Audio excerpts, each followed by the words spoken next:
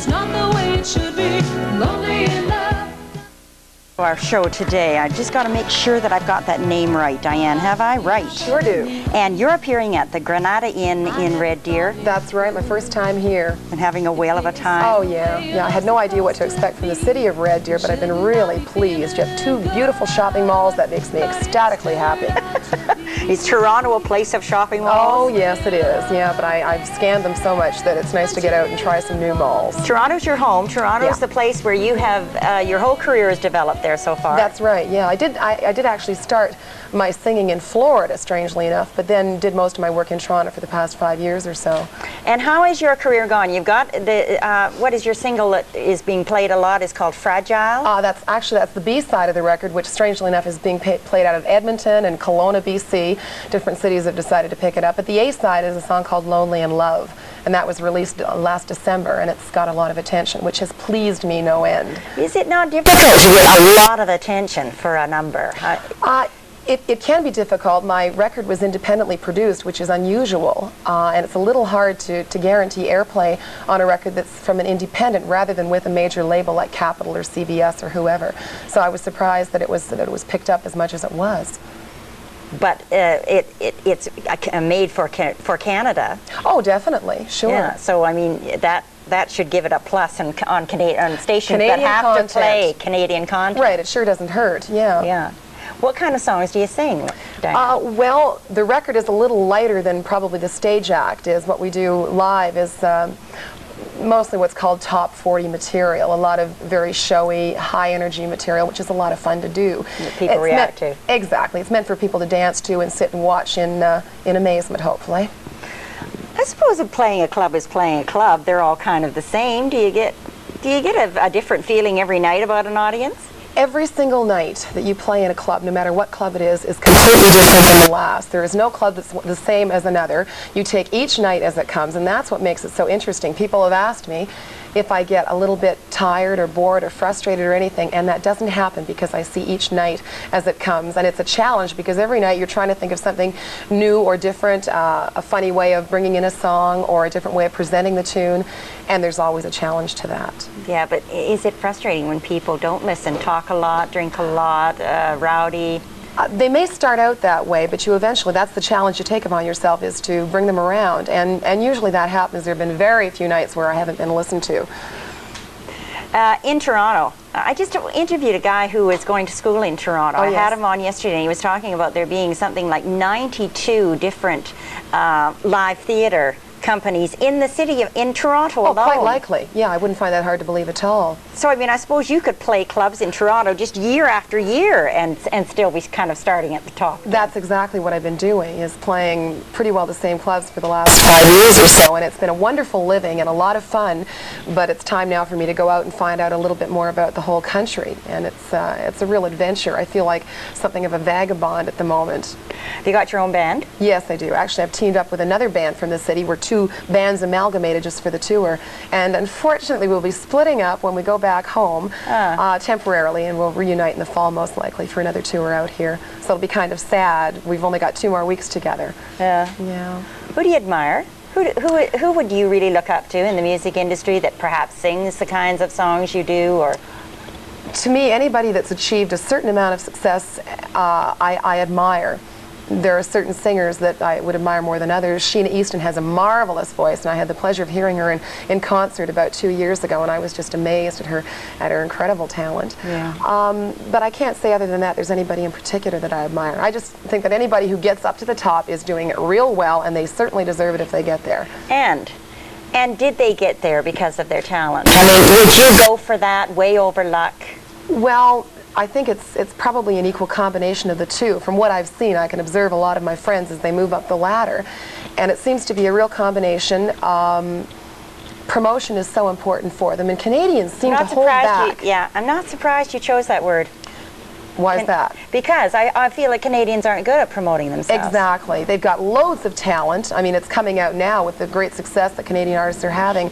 Brian Adams and Corey Hart, and for the past so many years, a lot of Canadian artists. But it's really coming out in the open now that there is the talent here. There is a huge bank of it. And yet, there seems to be a real problem in promotion. It's like Canadians lack self-confidence or something. Yeah. Well, not only the person who's promoting themselves, but the person who's receiving the promotion is inclined to say, oh, it's just a Canadian. Right. Which is so unfair. Terrible attitude. But it's all changing now. Yeah, it is all changing.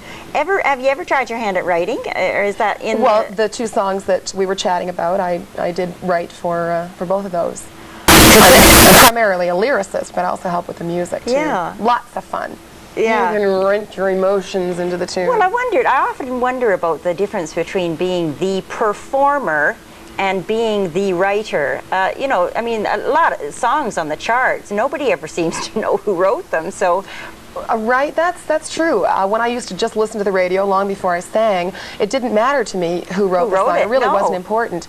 But it seems to be more important now in terms of getting a recording contract. If you're a writer, you stand a far better chance as a writer-performer of getting a contract, because the record company likes to know that they're going to have somewhere to draw all the material from. Otherwise, they're going to have to search out the material for you. Goodness knows where they're going to find it. Right. They're not guaranteed of finding any good material. So if they find a good writer-singer to sign, they're away to the races. And they make more money? Yes, because you can give them some of your publishing rights, which means that when it's played on the radio, they will get income from that. When it's put into sheet music, they'll get income from that, as well as the writer-singer getting income from it. All right, when you're singing in clubs and you're singing other people's material, right? Does that person who wrote that song get a little bit of something every time you sing that person's song? No, because it's too hard to follow that kind of thing that closely. What happens is each club, I'll tell you what I know about it, I'm not sure if that's exactly right, but each club pays a licensing fee every year, annually, to a performing arts organization, which could be KPAC or PRO Canada, and it's BMI and ASCAP in the U.S. And when they pay those fees, technically, little pieces of those fees go to the different writers. Yeah. You ever sang in the States? Yeah, when I first began in Florida for 6 months, and it was just a ball down there. I thought, this is easy to the top in no time. And it's taken a little longer than no time, but it's been a lot of fun. You ask the inevitable question, you know, does a Canadian have to go to the United States to really make it?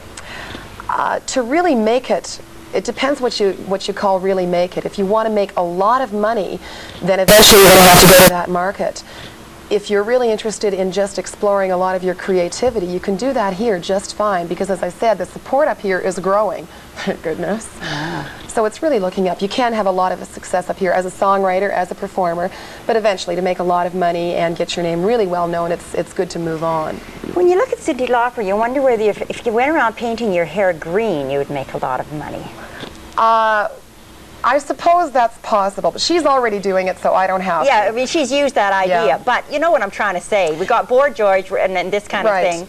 Well, you've got one end of the scale, which is the Boy George and the Cyndi Lauper and the Madonna, who are represented entirely by their image. And then there's the other end of the scale, Huey Lewis and Bruce Springsteen, who are themselves on stage, and that is enough. They have enough charisma and enough talent that they don't need a gimmick to bring out the audience to see them. So you can look at it either way. It's nice to get a good combination of the two, which is what I try for in my image and my performance. It's a nice combination. It's so important to have a rapport with an audience, as well as giving them something good to look at, too, something interesting. But you still get the feeling that that Bruce Springsteen will be around longer than... He already has been. Yeah. He's been around for a good decade.